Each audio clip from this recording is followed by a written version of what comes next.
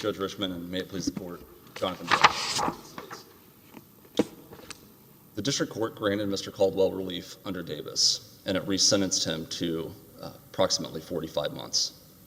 That sentence was less than half of another co-conspirator who pled guilty after Davis, and about 7 times less than the defendants who committed the same violent takeover-style robbery, but who went to trial after Davis. On its way to granting relief under Section 2255, the district court committed 2 errors. We asked the court to reverse on both.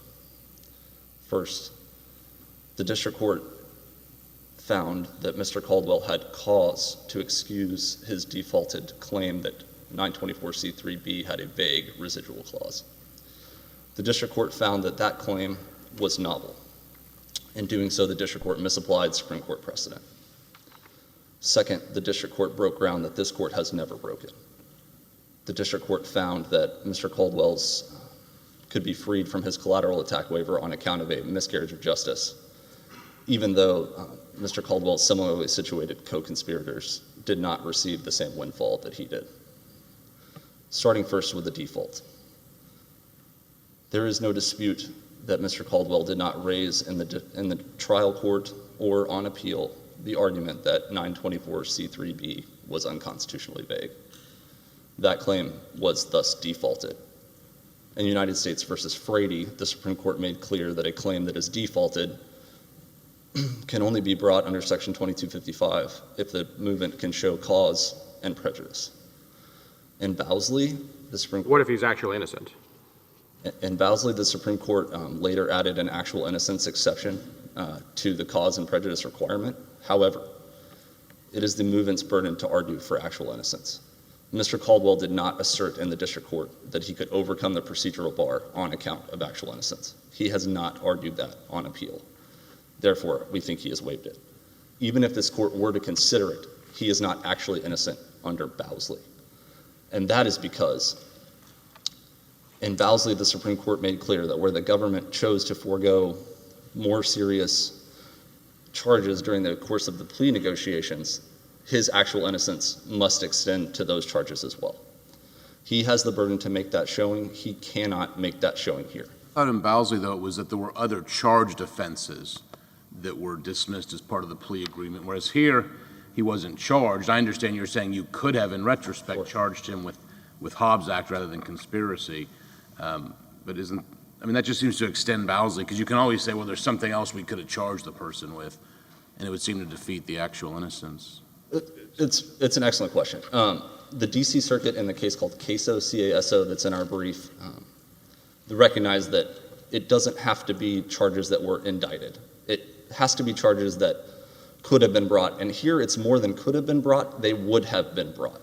We know that because the defendants who did not plead guilty until after this court's decision in Davis were charged with the 924C predicated on the substantive Hobbs Act robbery. They were also charged with kidnapping. The jury found them guilty of all of those counts. Moreover... You'll have a lot of situations, of course, where you won't have that fact pattern, right? Yes, absolutely. And the department has taken the position that unless there is evidence in the record that proves that we could have brought the charges, then we will not assert that the defendant cannot pass through the actual innocence exception. Your response there just reminded me of a question I had. Hasn't DOJ in many instances not enforced waivers on these types of claims? And if so, what is the guidelines for when you're doing so and when you're not? Sure. It's an important point. I need to stress it today. Our position is that we will enforce the waiver or argue the procedural default where we forewent equally or more serious charges, and the record supports that we did so. That's why we're arguing the default here. So there are cases where DOJ has not enforced the waiver on Davis claims? Correct, and that's where... I was trying to figure out the difference. That's exactly right. So if you imagine a scenario where someone pleads guilty to something that wouldn't otherwise qualify at this point, only conspiracy. Let's say he never went in the bank. There's only conspiracy. And the 924C, and at that point, if there was no other equally or more serious charges that we dropped, we would not attempt to enforce the waiver. Are there cases that go contrary to the D.C. Circuit and say, no, they have to be actually charged? The Fourth Circuit's decision in Adams, I don't think is cited in the briefing here, but the Fourth Circuit's decision in Adams, I think, even if they were charged, I think under the Fourth Circuit's miscarriage of justice exception in Adams, I don't think they would qualify. In our position, the D.C. Circuit has the better view on that, in part because of the language of Bowsley itself. In Bowsley, the Supreme Court did not seem to limit itself to only the charges that were dropped out of the indictment. And the rule in discussing the default was placed in the context of the importance of finality in plea agreements and the society's importance in final judgments. And there, the Supreme Court, Caso and the Seventh Circuit and Lewis both recognized that what the Supreme Court in Bowsley was doing was trying to prevent windfalls. And that's exactly what we have here. Well, finality, that can't be the be-all, end-all, because the DOJ is not, as you just said, not enforcing waivers in some of these Davis cases, so. It's not the be-all, end-all where it would result in a manifest miscarriage of justice where there wasn't equally or more serious charges that were dropped. But in this case, exactly as the Seventh Circuit recognized in Oliver and the Ninth Circuit recognized in Goodall, where in the language of the Seventh Circuit in Oliver, we could have easily predicated the 924C on the substantive Hobbs Act robbery. There would not be a miscarriage of justice, and in that case, the finality interest would be paramount. I also want to stress that if the court were to go the other way, you would have a situation where the defendants who pled guilty after Davis, who did not have the benefit of Davis, were forced to plead guilty to the 924C on the substantive Hobbs Act robbery. So for the same co-conspirators who committed the same violent takeover robbery, you would have one group who got the benefit of Davis and another group who didn't, if only because one group happened to come first and didn't press their Davis claim on direct appeal.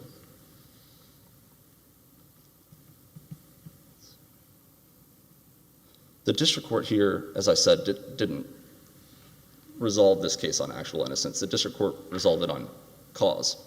I want to ask about cause. It seems like everyone's sort of avoiding the real reason a direct appeal wasn't brought, which was that there was an appellate waiver. That doesn't factor into the cause analysis at all, that there was an appellate waiver that clearly at the time barred an appeal. There was an appellate waiver. I don't think that factors into the cause analysis because the default actually started in the trial court. So this defendant was pled guilty after Johnson. Some defendants who were in that situation in the trial court reserved their constitutional challenge to 924C3B. They just did so by going to trial and maintaining that argument, and then they argued it on direct appeal. Stipulated bench trial or something? Or... Stipulated bench trial. Correct. I don't know of a situation where our office allowed someone to plead guilty and reserve that claim, but there was a way of doing it, and Mr. Caldwell just didn't do that here. Instead, he negotiated this favorable plea, agreed not to bring this challenge, and then is trying to benefit from a later change in law. You keep coming back to that, but you keep saying that the DOJ waives this in some instances. Now, I just don't want you to be inconsistent saying it. In all cases, if you didn't reserve the constitutional challenge, the court should... Sure. So we should rely on the DOJ to decide, or... I just want to be explicit. So our position is that if there was not additional, more serious charges that we could have brought, then we waive. But if there was... You want the courts to say that. We would like the court to recognize that. Absolutely, yes, Your Honor. And it's important for the department to explain why we waive in some cases and why we don't in others.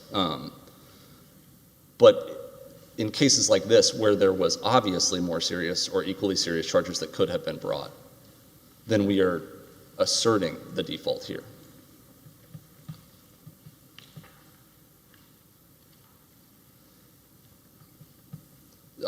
Judge Costa, you were asking about cause. So in the trial court, he could have brought this claim. Now, what the district court said was that the claim was novel, was that the basis for the claim was not available until the Supreme Court decided Davis. In our opinion, that conflates futility with novelty. This claim may have been foreclosed in this circuit at the time that he would have brought a direct appeal, but it certainly was not novel in that the legal principles to develop the claim were available. Indeed, after Johnson, even before Johnson, the claim was available. The 11th Circuit realized as much in Granda, but certainly after Johnson, scores of federal prisoners and federal defendants argued that Johnson extended to 924C3B. And in the language of Bowsley, the Federal Reporter was replete with those cases. So the district court erred in finding that the claim was novel under Bowsley. As I said, there is an actual innocence exception, but he didn't argue it in his 2255 motion. He has not briefed it on appeal. We think it's waived. We don't think he satisfies it anyway. If there are no further questions, I'll reserve the remainder. Oh, go ahead. Assuming there is cause or actual innocence, can you address the merits of whether he's barred by the waiver from bringing the Davis claim? I see. Yes, the waiver would bar him from pressing the Davis claim. Right. Well, it's a small question. Does Barnes apply? Does some of our unpublished decisions apply? Sure. Is there a manifest injustice exception? Absolutely. Address that. Yes, Your Honor. Barnes is the controlling case here. So after the conviction becomes final and the direct appeal is over, and then the defendant tries to benefit from a change in law, he cannot do so under this court's well-settled precedent. Barnes cites earlier cases, Creedell, Burns, and others, but Barnes controls, and that's what distinguishes this case from Picasso-Lucas, because in Picasso-Lucas, we were still in the direct appeal. And so where you have a direct appeal situation, that is more analogous to White and Sproul and Meacham, the other cases that on direct appeal, we agree, or where the defendant cannot waive. You think Picasso-Lucas was correct? So I would have thought your point would be that Barnes applies, Picasso-Lucas is unpublished and not faithful to the correct line of doctrine. I think Picasso-Lucas is unpublished. This court doesn't have to follow it. To the extent that I was attempting to reconcile Picasso-Lucas with the other cases, to me it seems to fit the best in the line of direct appeal cases, like Sproul and like White. Because But why there is wasn't- that the principle that we should draw between the White line and the Barnes line, I'll call them? I understand that in Picasso-Lucas, the change in law happened after he entered the plea agreement, so in that way it would seem to analogize to Barnes. Right. And we took the position in the reply brief. I would have thought that that's your line of distinction. Is Sure. If it's a change in law that happens after, then it's not sort of an absurd, nobody would plead to something that's literally legal at that time. Correct. It Correct. makes more sense to accept the plea if the change in law happens after, because you're obviously just playing in the hopes that you'll get leniency or whatever and gamble away essentially your potential future change. That's absolutely right. And that's the way that I wrote the reply brief. I think that's the way I see the distinction. There's just tension in the case law. But I take it that's how we resolve the tension. Yes, sir. I think that's exactly right. Barnes isn't exactly on all fours, is it? Barnes is not on all fours in the sense that it was a 2250. I mean, it would not on fours with Picasso-Lucas or with this case? This case. Because it was a challenge to a sentence, or? Yes. That's For one reason. That's one reason. sure. I think that's a distinction without a difference here, because in the Ninth Circuit in Goodall, they explained that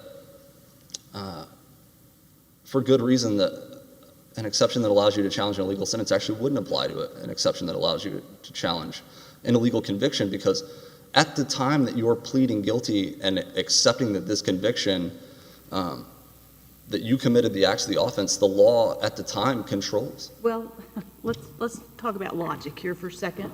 We said in Barnes that we recognize an exception in cases where the sentence exceeds the statutory maximum, right? Correct.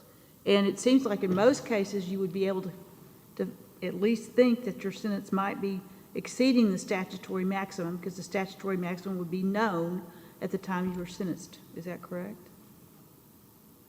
Yes. Okay, here we thought the law was was constitutional. As it turns out, it wasn't. So that was never really a crime to begin with.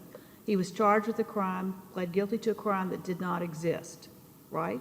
At the time that he pled guilty, the crime did. It did not, we thought it did, but it didn't, because it was unconstitutional. It's not like it was a crime and then it was constitutional and then it wasn't.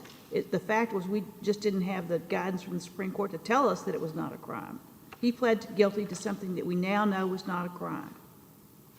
If I may briefly answer your question, that only happens if he benefits from the change in law. Well, I'm just saying, assuming he benefits from the change in the law. That would, in our opinion, contradict Barnes. Well, I don't understand the distinction you're drawing here. Why is it so bad that a defendant pleads guilty and gets sentenced above the statutory maximum, and he pleads guilty to a crime that doesn't exist, and the statutory maximum would therefore be 0, and he's sentenced to 4, 5, 10, 15 years? I don't understand why one is okay and the other isn't. If you follow my logic, the sentence, it's not a sentencing error, but the dissonance is equal. The sentence for him would be 0 because he did not commit, as it turns out, a crime. So he shouldn't be sentenced to anything. So, but we say, well, he should remain in prison because he was convicted.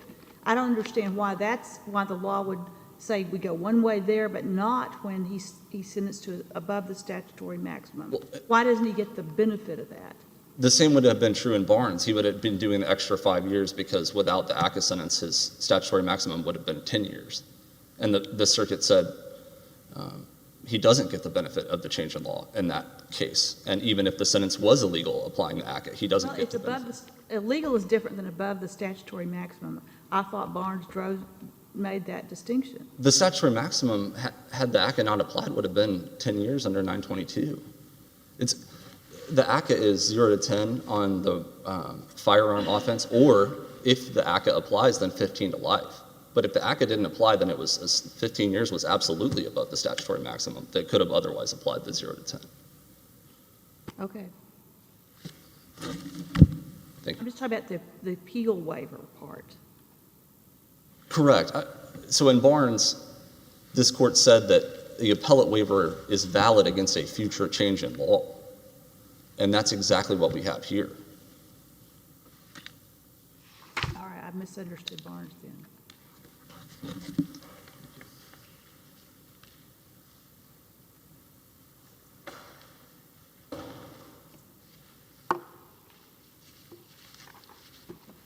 I'm Franklyn Mickelsen. I represent Joshua Caldwell. Judge Kincaid found that because this was a non-existent crime, that Mr. Caldwell was actually innocent. And in my brief on page 9, I adopt and agrees with the district court's contention that Mr. Caldwell is actually innocent because there is no crime to which he is guilty of. In Reese, this court held that cause and prejudice does not apply because the defendant is actually innocent under Davis. I think Reese controls this court on the issue of cause and prejudice. The government tries to make a distinction saying that under Boozley, that because it could have conceivably have charged the defendant with something else, that it is distinct. But I don't think that is a valid way to read Boozley. It doesn't really make sense. It leads the court down a question of hypotheticals. Now, granted, not so much in this case, but if the rule is that what if it's arguable, for example, like a defendant pleads guilty to a charge that is no longer a valid charge. Page 9 of your brief? Page 9? Yeah. Yes, sir. Page 9, so the government says that you have not preserved your procedural default argument with respect to actual innocence. I think the government said that your client forfeited both on appeal and district court. So you're saying page 9 of your brief preserves it. If I'm reading this correctly, though, that's on the plea waiver issue, not on the default issue. Am I misreading your brief?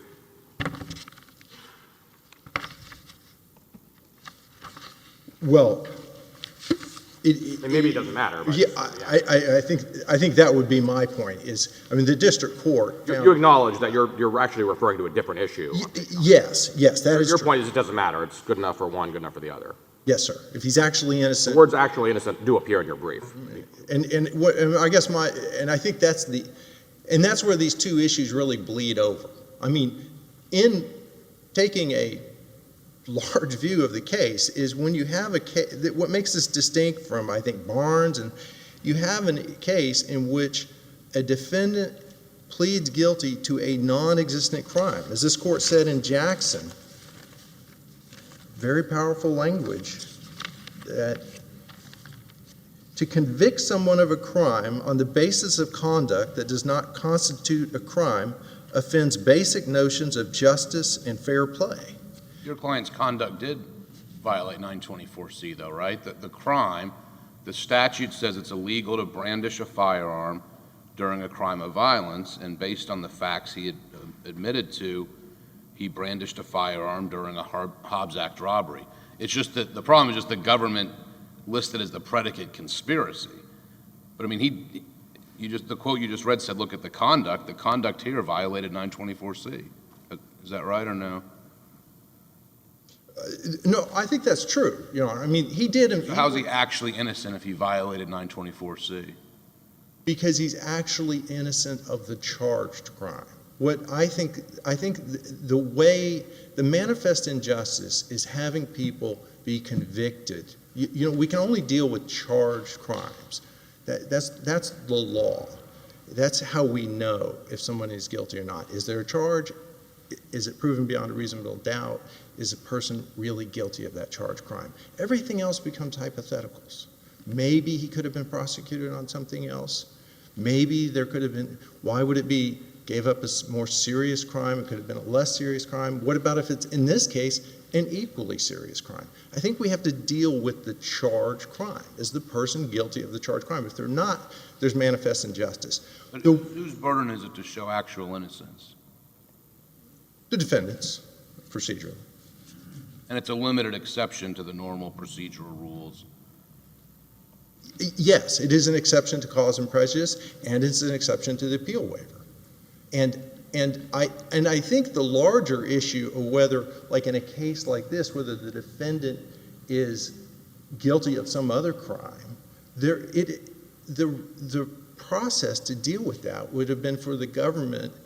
And I actually had concerns when I filed the 2255. The government could have moved to withdraw the plea and challenge the validity of the plea at that basis. But I think if we have the justice system, if we have a system of laws, that we shouldn't have people stand guilty of non-existent crimes. And I believe in Jackson. Well, then you're just disagreeing with Barnes. Well, Barnes, the difference with Barnes is it's a sentencing issue. Right, but it's the same principle, right? You shouldn't be sentenced to something that's illegal. I think I do disagree with Barnes to some extent. That's true, but it is distinct in my mind because we're dealing with an illegal. I apologize, but let me go back to my earlier point in terms of the actual innocence preservation issue. Do I understand correctly? It's your second part of your brief that focuses on procedural default, right? Part one of your brief talks about the appeal waiver. Part two talks about procedural default. I believe that's correct, Your Honor. Do you talk about actual innocence anywhere in part two when you're talking about procedural default? No, I did not separately talk about it. Why is that not forfeiture? I'm not saying it is. I'm just asking you why is that not a forfeiture problem for you? Maybe it should have been more explicit. In fact, I would even say I should have probably more explicitly talked about Reese in my brief. But the other issue, essentially, I'm addressing what Judge Kincaid did in my brief. I'm defending his order, and his order focused on the novelty and futility issue. And so in that section of the brief, I'm basically discussing that issue about futility and novelty. And I think, again, the government, reads Boozley as eliminating the Supreme Court's decision in Reed.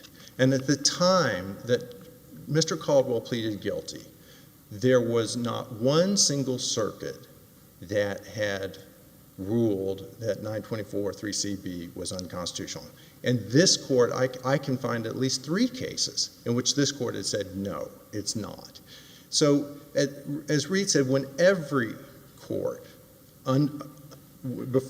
every lower court has ruled one way, it can be deemed to be a cause. And I'm discussing that issue in the first part of that brief. Well, it seems to me it doesn't matter what you put in your brief up here. What did you argue in the trial court? Because you don't have the burden here because you won in the trial court. So it only matters what you raised regarding actual innocence in the trial court. What was raised in the district court about actual innocence? On the cause and prejudice issue, my recollection is I argued that it was futile and basically pointed out the difficulty that the defendant has, that both the government is saying, of course the government would have deemed any argument saying that Davis should, or any argument challenging 924-3CB on vagueness as frivolous, and then it had also caused him to waive his right to appeal. And frankly, actually in this case... Their focus was cause as opposed to actual innocence? In the district court. Well, yeah, in the district court, my recollection is in relation to the issue of cause, I was pointing out how extremely futile it was. And also pointing out, of course, the government, and the government's own brief says that it could not have foreseen Davis. So on the one hand, the government in its brief acknowledges that it allowed Mr. Caldwell to plead guilty because it could not have foreseen Davis coming down the pike, and yet it wants to fault him, say that it's not a cause to raise the issue, when it would have been utterly futile and frivolous for him to raise it at that time. And he also could not have foreseen that development in the law. I mean, it might have been conceivable on some level, but it would certainly have been... Your point is you have a good cause argument. Yes. But just to be clear, when the other side says, when the government says you didn't argue actual innocence in the district court, you focused only on cause, are you agreeing with that and that you should win on cause, or are you also saying the government's wrong and you did argue actual innocence in district court? My recollection is I did not argue actual innocence in relation to cause, but I did argue it in relation to as a manifest injustice and on the appeal waiver. On the appeal waiver issue. But I think... So we're here basically to discuss cause, essentially, on the procedural default issue. Well, I guess I don't understand, to be frank. The only way to survive, the only way to affirm the judgment below on the procedural default point is to go on cause. Well, but when he finds that he's actually innocent of the crime, he's finding an exception. He's finding a basis for the exception to Okay. cause. Your theory is even though you may not have presented it, it is what the district court did. Yes. And the district, and I think it would be very, very procedural to say, we find it's manifestly unjust, he's actually innocent for the purposes of the appeal waiver, but he's not actually innocent for the purpose of Reese and for the cause and prejudice issue. You're saying it's too formalistic. That seems very formalistic. I think ultimately, I think the larger question is, is there a manifest injustice to hold somebody guilty of a crime, a non-existent crime, and what is the remedy? I want to go back to, you discussed Barnes, and you distinguished it as a sentencing case, which, you know, I'm not sure that's the case. I mean, the Armed Career Criminal Act is a different statute, 924, versus just felon in possession is 922. But assuming it is just about sentencing, the Barnes is just about sentencing, that's how you try to distinguish it. But doesn't, if anything, the case law say that sentences in excess of the statutory maximum are a more established exception to appeal waivers? You seem to be saying the opposite. You seem to be saying a problem with the sentence above the statutory maximum isn't as serious as what we have here.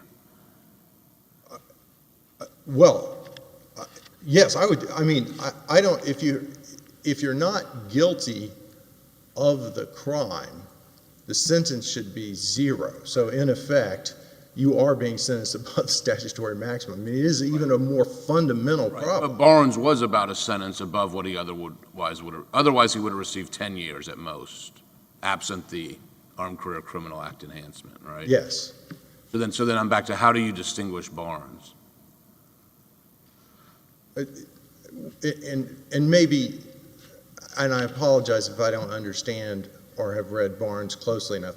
I do agree that there are cases in tension. I mean, there are many times, Spruill, White, Alvarado, Casas, numerous cases when this court has found when there's not a factual basis to support the conviction that the appeal waiver doesn't apply. That seems all the more true in a case like this in which there's a non-existent crime. But all those cases, there was not a change in the law after conviction and sentence, right? I believe that's right, yes. Right. So why isn't that the simpler way to understand our case law? I understand you've said you disagree with Barnes and that you don't right to go on bonk and whatnot, but assuming we have the White line and the Barnes line, why is not the best way to reconcile these two seemingly disparate lines of precedent is that it all turns on whether you knew what the law was at the time that you were pleading, as opposed to some future change?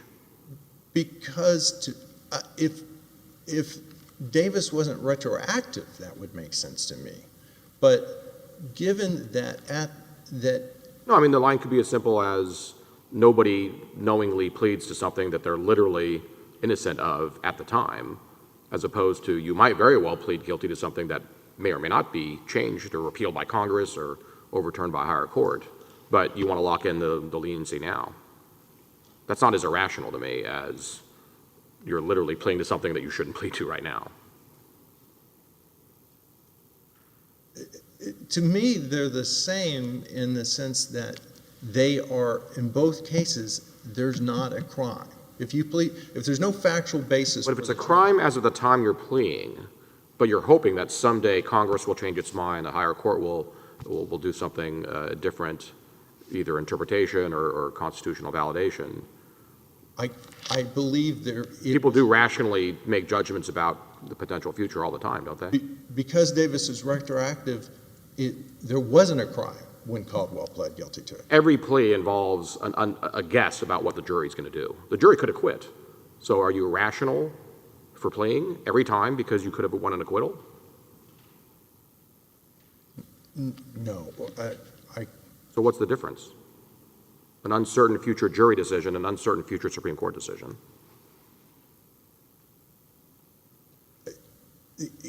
I guess I may not be following the court. I mean, he certainly had a reason or motive to plead guilty.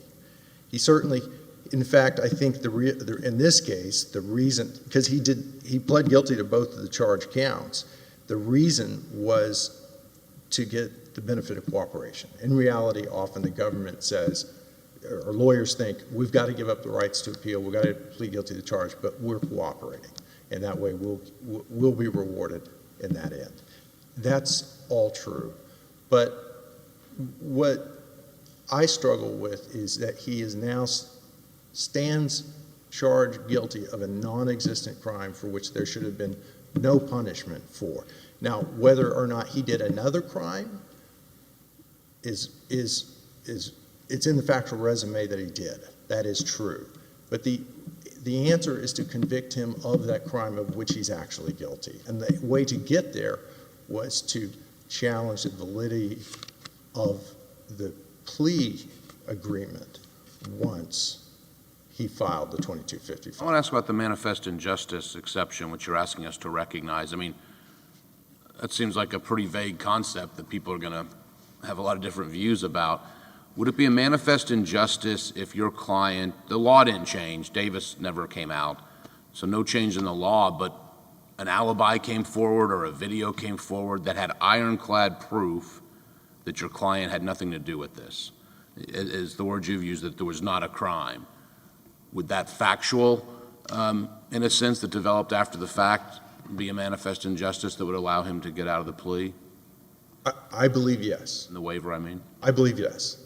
I mean, again, there's another case of factual innocence, so I wouldn't apply the waiver, and I wouldn't see why public policy, if it's a manifest injustice, if the person is actually innocent of committing the crime, whether because the crime no longer exists, or whether because the facts are manifestly I false. thought the Supreme Court had written on this, I can't remember the two cases, but that you get one shot at it, you don't get successive habeas, but you can raise that actual innocence claim in habeas for the first time. Didn't that? Yes, there's With a habeas waiver? Yeah, it's McQuiggan, I believe, is the line of cases where actual innocence is a basis for being outside the statute of limitation. And so it seems to me, and it seems like a good rule, that the courthouse doesn't want, for the purposes of respect of the criminal justice system, we don't want people, whether it's just based on the facts or because the crime no longer exists, to stand convicted. What if evidence comes out that the defendant was beaten to confess, which is a bad thing? Would that be a manifest injustice that would get out of the waiver? That I don't know. I thought it turned on, were the facts available at the time, the actual innocence exception, I can't recall the case, the U.S. Supreme Court decided it. If the facts, it follows EDPA basically, but it applies habeas, the existing common law habeas, to what EDPA meant, and as I recall, they said you get one shot at actual innocence as long as the facts weren't known at the time. Thing is my recollection, but I believe that's correct, and I've done enough habeas to kind of gone down that road, and I don't know that the Supreme Court has made that perfectly clear as to whether the facts were known at the time. Normally, if the facts were known at the time, you have a very strong and effective assistance counsel claim, so it becomes somewhat academic.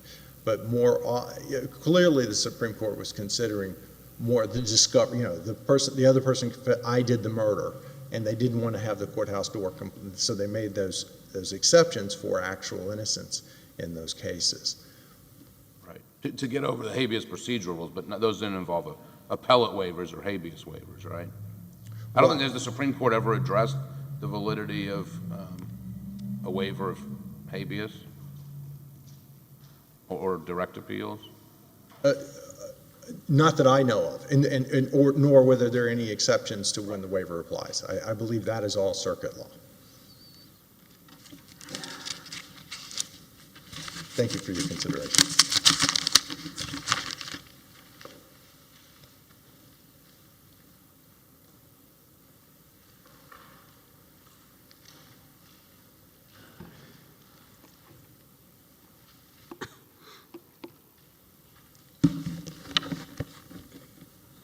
In Bowsley, the court made clear that it is the movement's burden to satisfy the actual innocence exception gateway.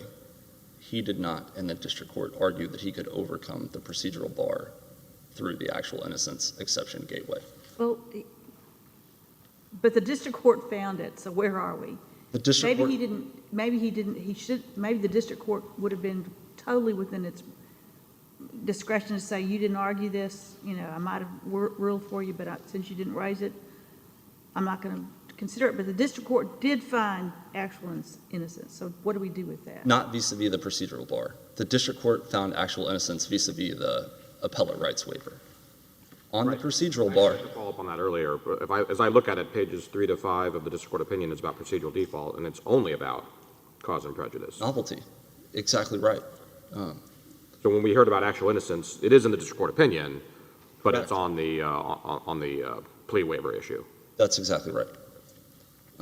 And then the way I read Mr. Caldwell's brief on appeal. So exactly as you pointed out, on the procedural default issue, there's only a section on cause and prejudice. There's no subsection on actual innocence. He does quote the district court's opinion, but again, that's vis-a-vis the procedural default. I used up more than my allotted time on the front end. If there are any other questions about Barnes or any other cases, I would be happy to answer them. Otherwise, we would ask this court to vacate the judgment entered after the grant of Section 2255 relief, vacate the judgment granting Section 2255 relief, and return this case to the district court to the reimposition of the original judgment. Thank you.